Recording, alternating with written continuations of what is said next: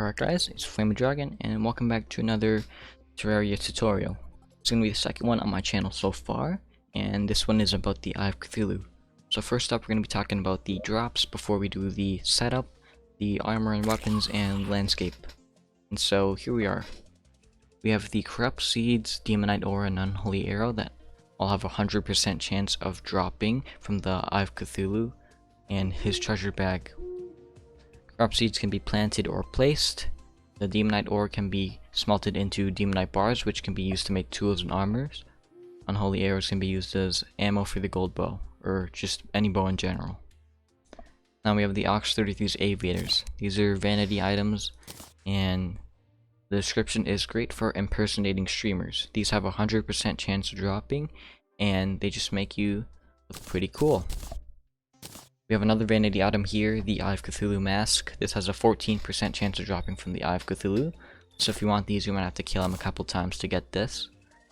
And this is also similar to the Eye of Cthulu trophy. That has a 10% chance of dropping. They have the almost same amount of chance dropping. So, vanity item.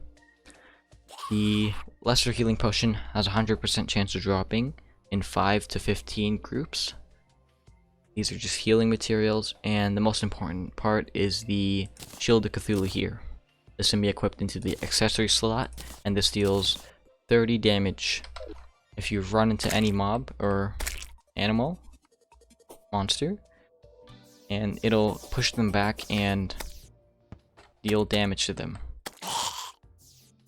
Alright, so this also activates your speed. We'll talk about that later for the boots. And next up we have a binocular.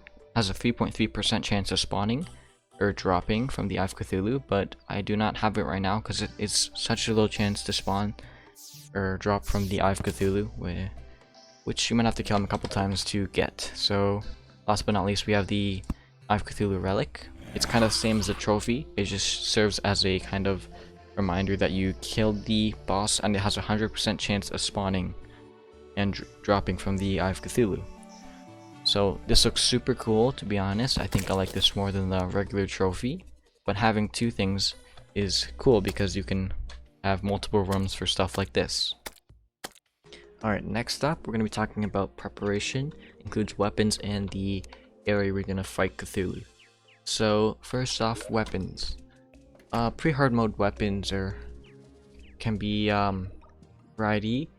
Some of them being maces here. If you didn't know, you can craft a mace into a a flaming mace. You know, it'll be whatever, superior, whatever.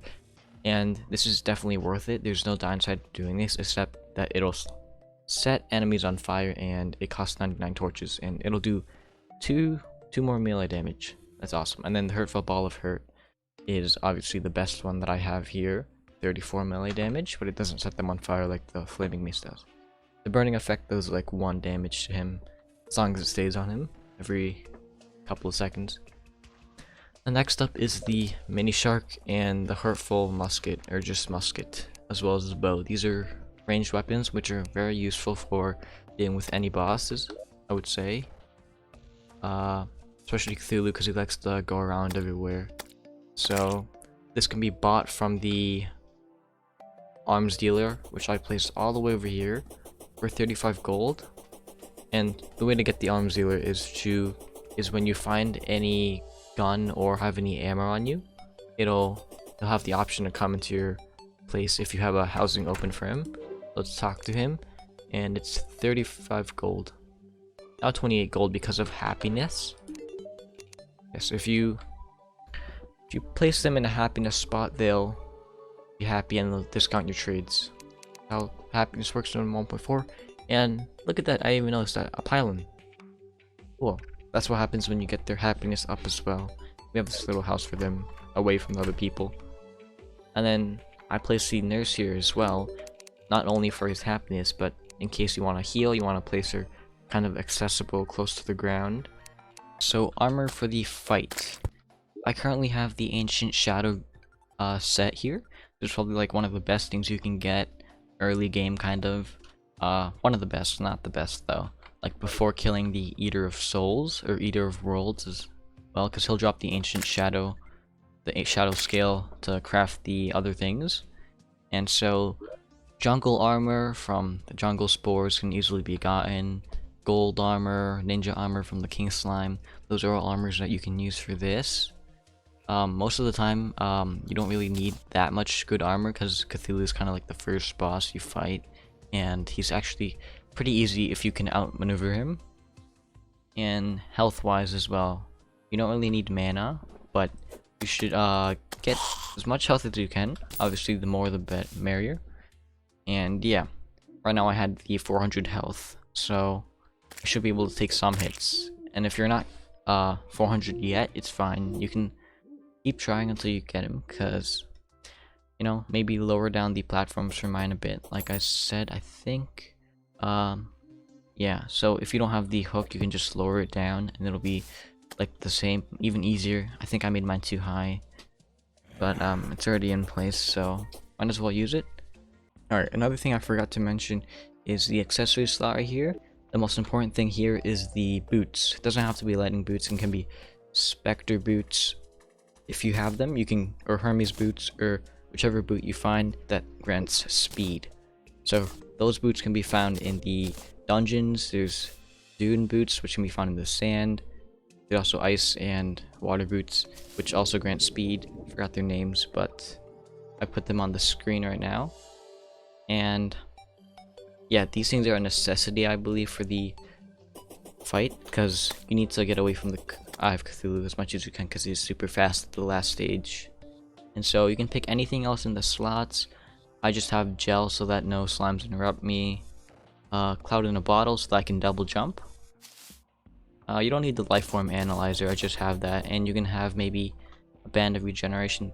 The only reason why I'm slot missing here is because I took out my shield that goes here. So you can put in a band of regeneration or anything else you want. All you need basically is the lightning boots, out in a bottle. You should also bring some healing with you so you can heal up, and you can either go to the north as well.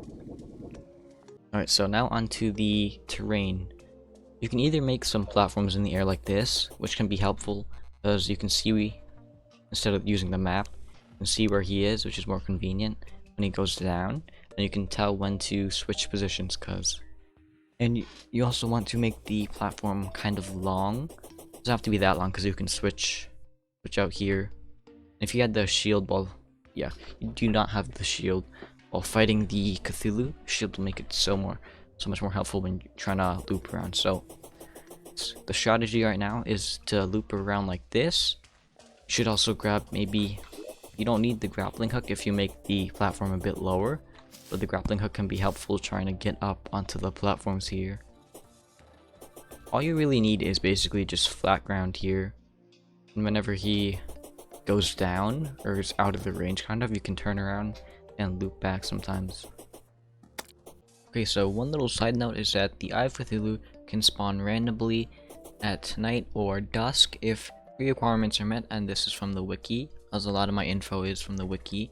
It's a very useful thing. I'll link in the description down below if you guys want to use it.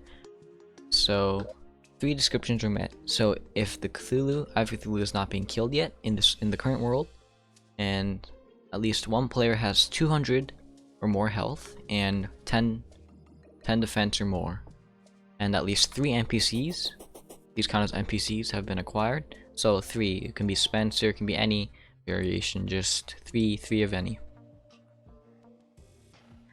So it's almost turning night, and that is when you can spawn the Eye of Cthulu, but we're gonna have to go and craft the Eye of Cthulhu, which you need 6 lens. I have 41, but all you need is 6 of these, and you get these from killing demon eyes, floating eyeballs around at nighttime. So if you wanna, you can farm those guys and get some lens. So I'll meet you back when I get to the altar. It can be either, yeah, a demon altar in the corrupt zone, because this guy is a corrupt boss. The altars are, yeah, watch out for these Eater of Souls. Altars are usually in these little long pit drops here. So just watch out for these Eater of Souls when you're trying to get down here. That's the most annoying part. And the Devourers, or the worm guys, in the Crimson Zone. And so this is what they look like. All you gotta do is open your crafting table like you normally would, And there we go, we got this. And for the purpose of this video, I'm gonna craft a couple of those guys, and you can make your way home then. Alrighty, and it's nighttime, so we are going to attempt the Eye of Cthulu like right now when I can. So we're going to take off the shield. Yeah, we have the shield taken off, because you obviously won't have the shield when you fight the Eye of Cthulhu for the first time. Speaking of fighting him for the first time, you do get an achievement called Eyes on You, I believe, if you kill the Eye of Cthulhu for the first time. That's something that you should... All your achievement goes out there. If you haven't already killed him, you should do that. Pretty sure the requirement to kill him to kill the other bosses. So it's nighttime. We're gonna try out the maces. The mini shark is obviously the best weapon, but the mace is also really good because he can go through the Eye of Cthulhu and kill his minions. Speaking of, this is the first phase right here. He spawns his minions, really easy to kill, but they can slow you down and they allow Cthulhu to kind of hit you. And yeah, Cthulhu follows you. He has his eyes on you, which is good in multiplayer situations because you'll know who's being targeted. So then you should go up the platform, kind of loop around like this until you get to second stage. You can tell when he kind of swirls around and will spawn a lot of the minions, Servant of Cthulhu. Let's see if we can get here. Okay, we took a little bit of damage because he kind of blocked our way there. And these obstacles here. This is not good. Okay, now we're on his second phase. So now he spawns in a lot of eyes, which I'm in trouble dealing with because of that zombie down there. Maybe we can try out the mini shark for this one, because maybe some other weapons here. He won't spawn any more minions, he'll just do his dashing effect. Kill that zombie real quick. There you go. So the reason why you need boots is to avoid that attack.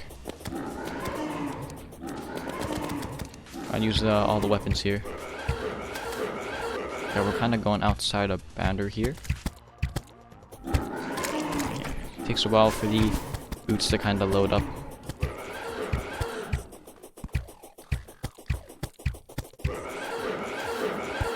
Alright, when you attack him so much, he'll go into this kind of panic mode where he's just gonna go crazy. So if you have the mace, you want to kind of like just keep spamming it until he hits it. He's gonna be super low when he goes into this phase. And heal up if you can.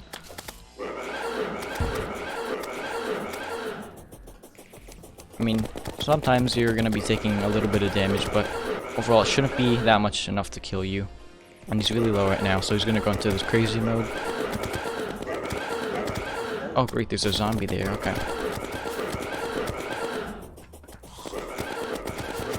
So if you have a flat land, you can just run across, try and run back. It's crazy now. This is the hardest part of the fight right here. There we go. And that is Cthulhu dead. See if we got the trophy, because still do not have the trophy after killing him around 6 times. Yeah, zombies are kind of annoying. They can mess up a boss fight really easily. And we got a treasure bag, 100% chance to get the Shield of Cthulhu here, and give you some demonite stuff as well. Unholy Arrow, Corrupt Seeds. And yeah, that is the Eye of Cthulhu boss fight. That's all you really need right now. All you need to know is that you gotta kind of always keep moving, so that, especially on this third phase, when he's going up and down, you gotta avoid that kind of.